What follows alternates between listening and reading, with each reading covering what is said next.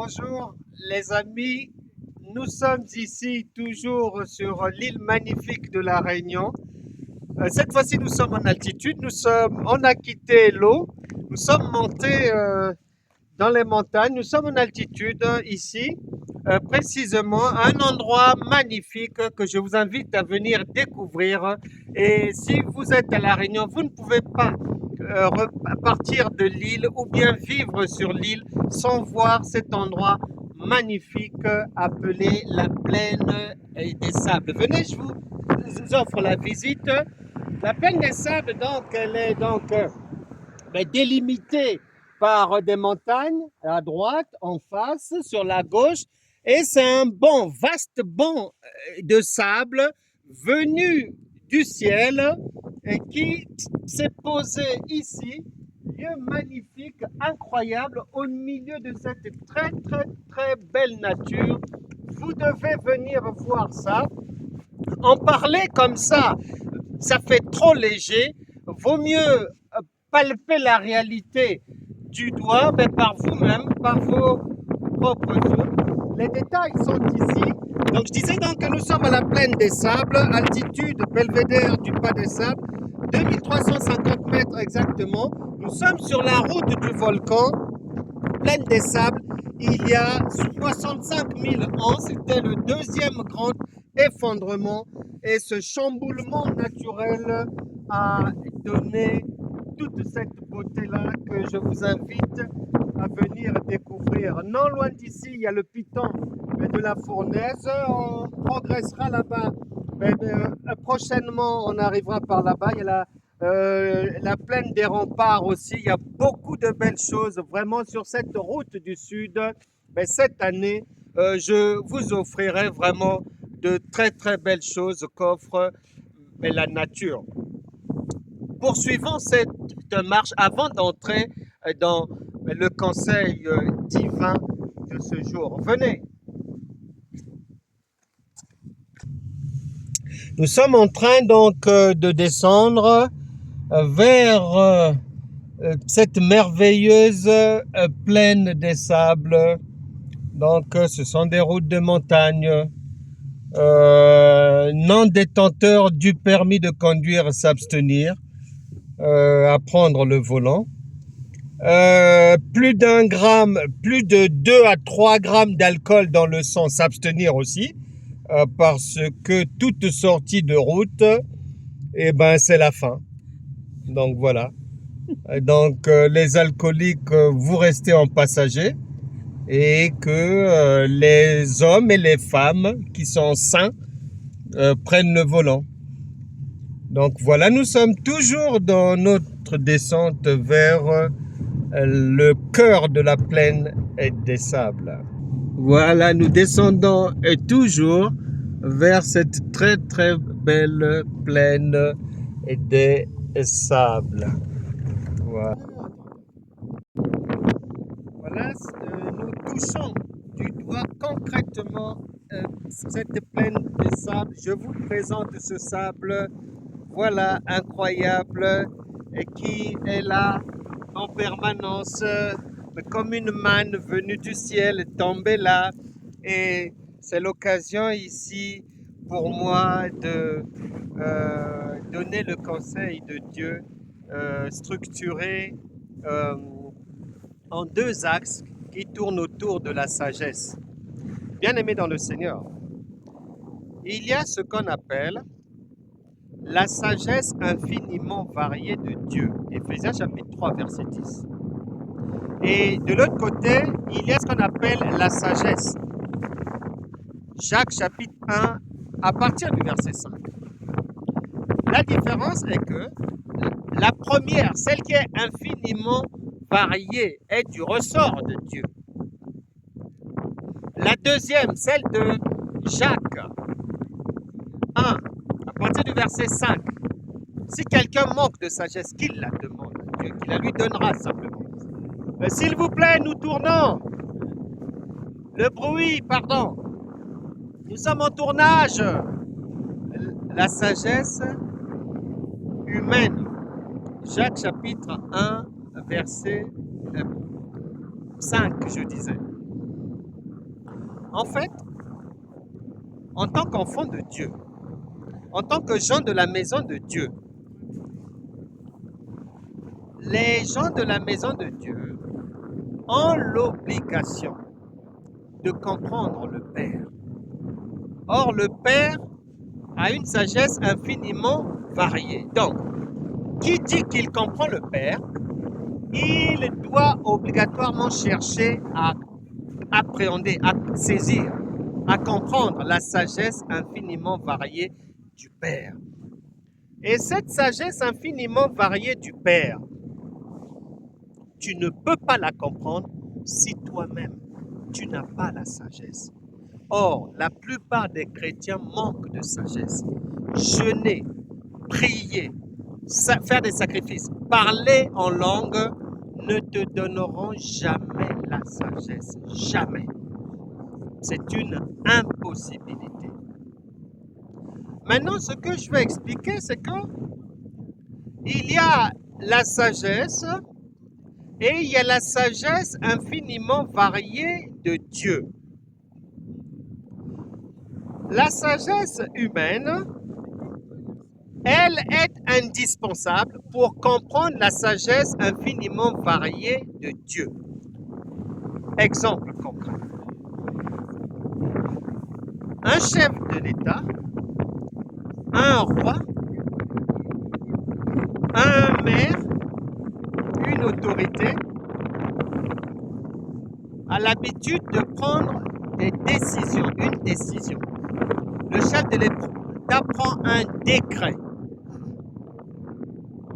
Monsieur le maire peut prendre un décret, un arrêté plutôt du maire. Le ministre peut prendre un arrêté ministériel. Maintenant, ça c'est le cadre général.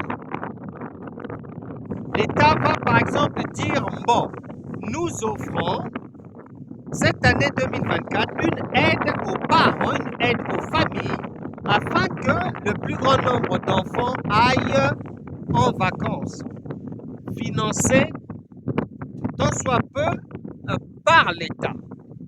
Bien.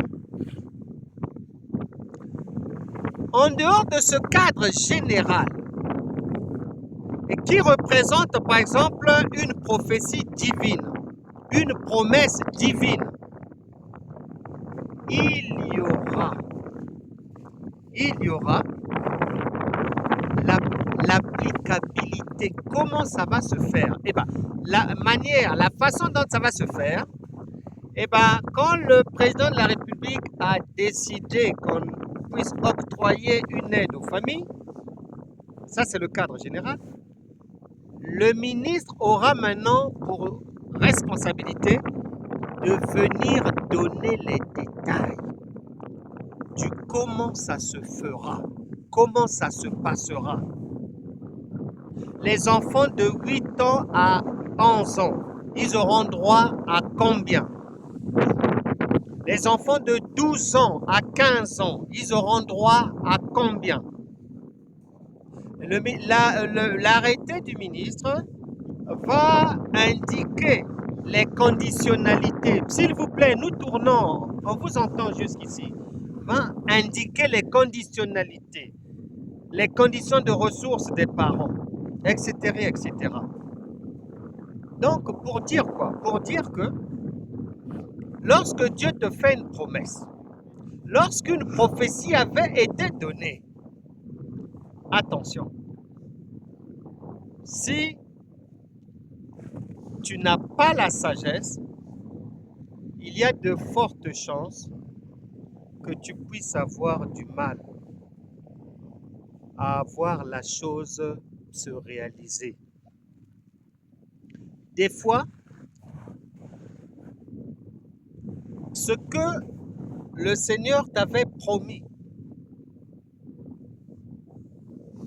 il y aura une manière d'y parvenir.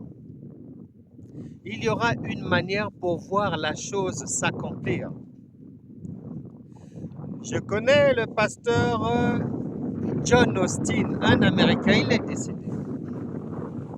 John Austin avait reçu une promesse divine. et qu'il allait prier pour les malades, il allait faire ministère dans la guérison divine et autres. Et les semaines passaient, les mois passaient, il n'en voyait pas l'accomplissement. Mais il aimait chanter. Il aimait chanter.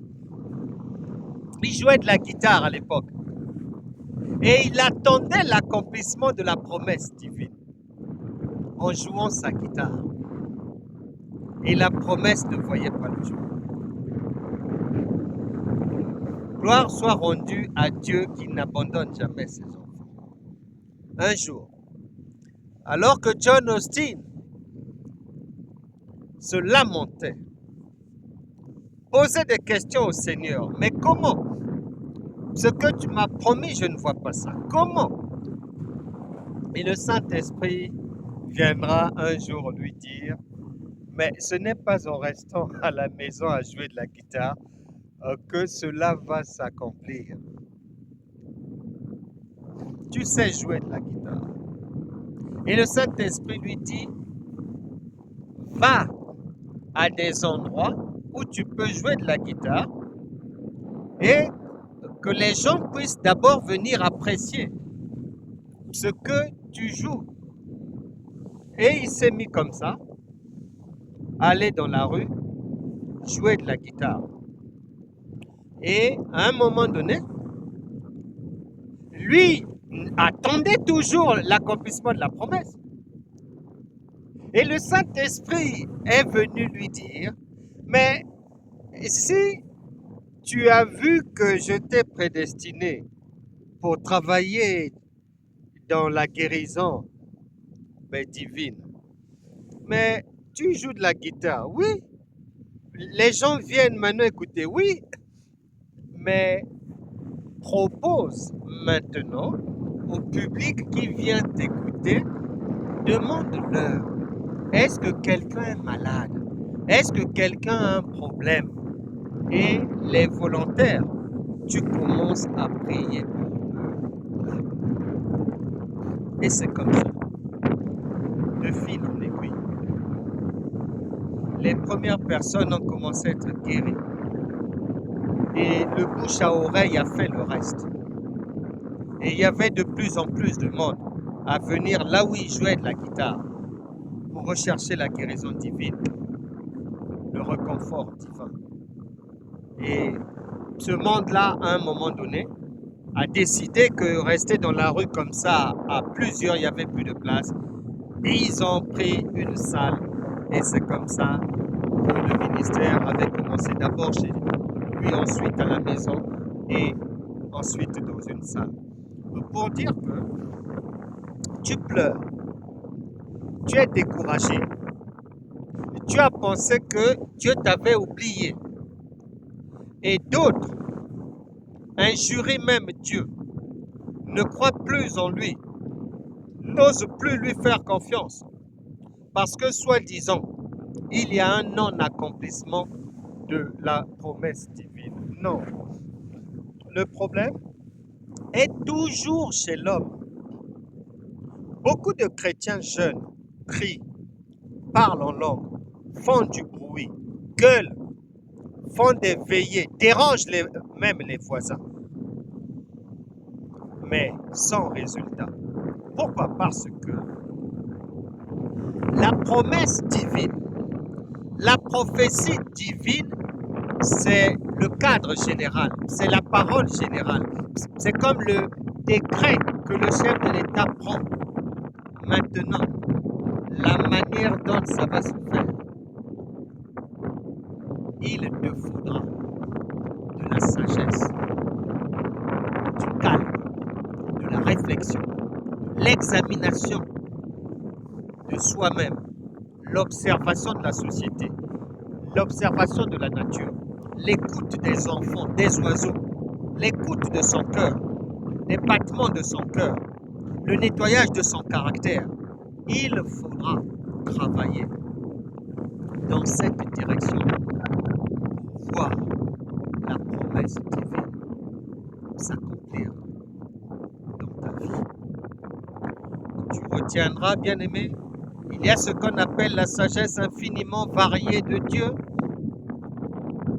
et il y a ce qu'on appelle la sagesse divine. Et la sagesse divine, la sagesse que Dieu donne à l'homme va te permettre de comprendre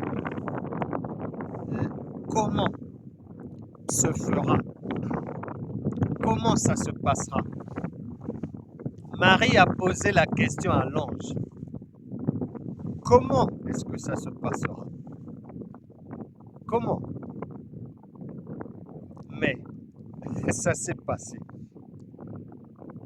Le Saint-Esprit voudrait que chacun retienne que dans la vie, la sagesse est une arme de Dieu. La sagesse est l'une des couleurs de la tunique de Joseph. Beaucoup de chrétiens ont une tunique sans couleur de sagesse. Ça ne peut pas marcher. Il te faudra obligatoirement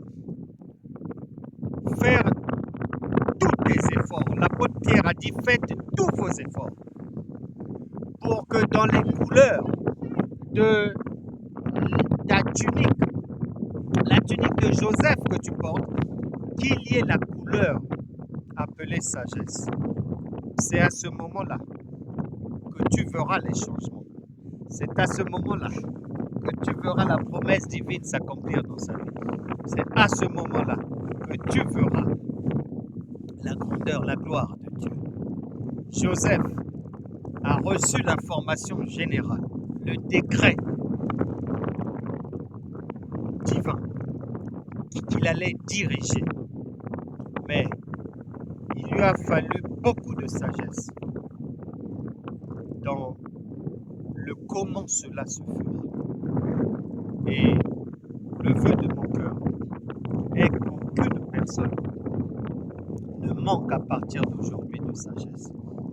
Car quiconque manque de sagesse passera à côté de la vie, malgré les jeûnes, malgré les prières, malgré les chansons, malgré le bruit, malgré l'accomplissement d'un pseudo-ministère.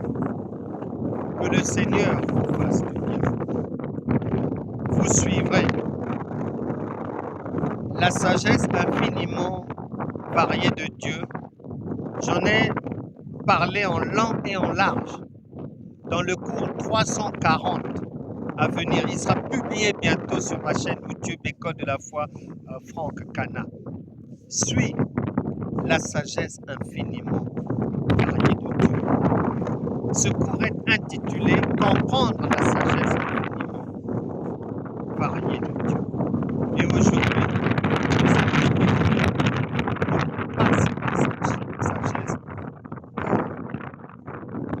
pour comprendre que, avant d'aboutir à la compréhension de la sagesse infiniment variée de Dieu, il faut la sagesse humaine en place. Il faut la sagesse venue d'en haut. C'est un préalable. Que le Seigneur vous fasse du bien. Que le Seigneur vous bénisse. Que toute personne qui a commis des erreurs, que toute personne qui avait mal compris ce que Dieu a dit par manque de sagesse, que toute personne qui constate que la vie tourne en rond, et que toute personne qui avait accusé le diable, qui avait accusé les faux frères, les fausses sœurs, les faux amis, qui avait accusé les collègues, les chefs au travail, que toute personne qui a accusé quelqu'un de la famille d'être à l'origine de ses malheurs, d'être à l'origine de ses échecs, on laisse passer ça. On pardonne. Ce n'était pas là-bas. Le problème, c'était un manque de sagesse. Ma prière pour toute personne ici est que la sagesse divine ne vous fasse plus jamais défaut.